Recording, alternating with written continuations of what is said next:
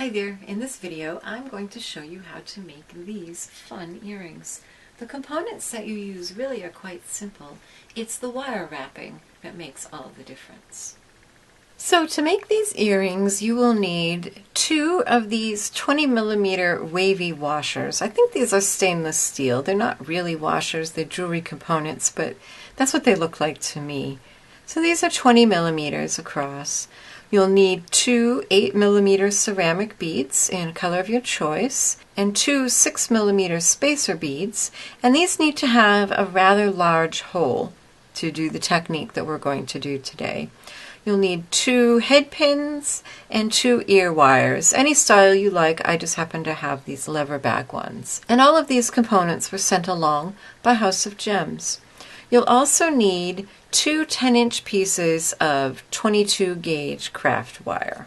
For tools, you'll need round nose pliers, wire cutters, nylon jaw pliers for straightening your wire, chain nose pliers, and flat nose pliers. So to get started, we're just going to take our ceramic beads and the head pins and make our bead dangles. Now if the hole through your bead is too small and the head pin slips through, just go ahead and slip a small seed bead on there to hold it in place.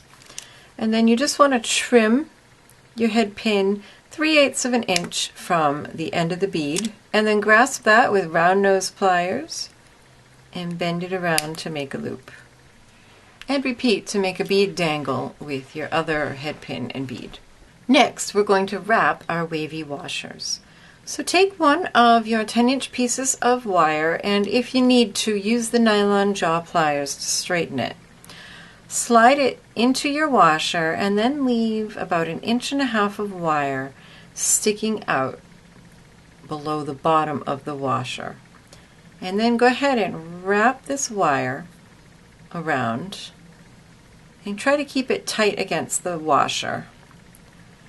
And now you're going to wrap 4 more times around this washer, having 2 wraps on either side of that tail that you've left sticking out, trying to keep it tight against the washer. But it doesn't have to be perfectly tight, we'll fix that later. So there's 1 on each side. And then if you get a loop, make sure you straighten it out, because if you just pull on it, it's going to make a kink, and that doesn't look very neat. So 1 on this side, and last one.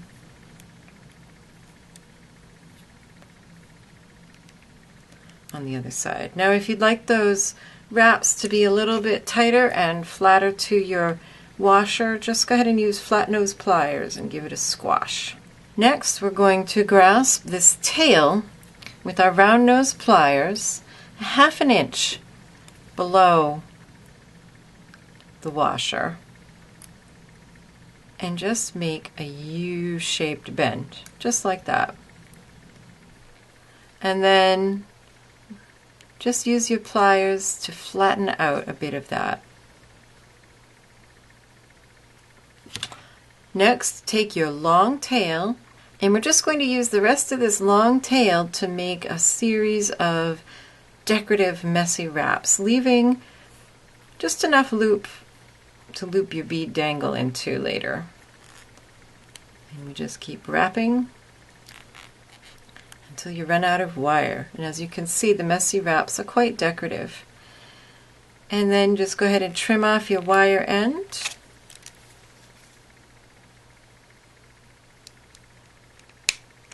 And use chain nose pliers to tuck that in so that it's not going to scratch anybody.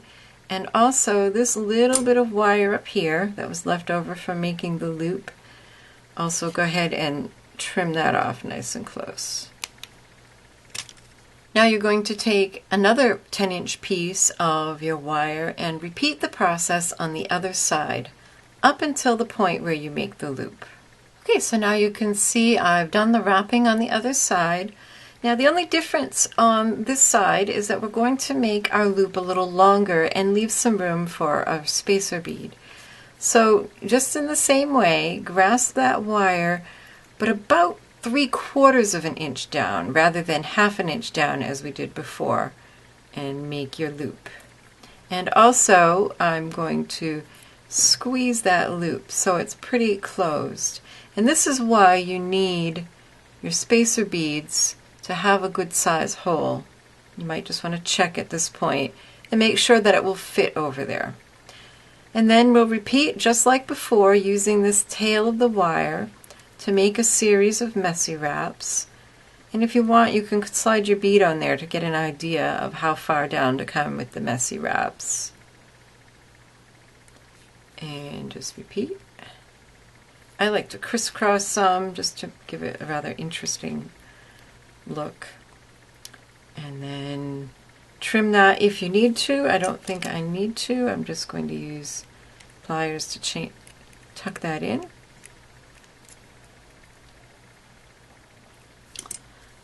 And then slide on your spacer bead. And to open out that loop now, because it's kind of squashed, I'm just going to take our round nose pliers and kind of work them in there. And that does a few things. It pushes that bead down and makes it so that it's tightly in there, and then opens out the loop so that you can hang that on your ear wire. And I have another one that I did earlier.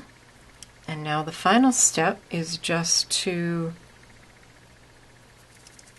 open up our bead dangles and attach them.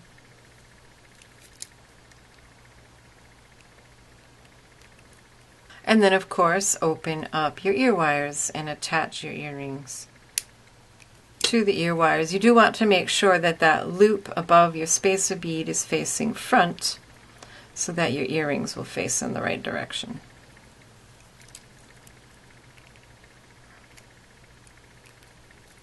And you can see just how much interest it adds having all these wraps of wire around some fairly simple components. So I hope you enjoyed this project and that you'll give it a try.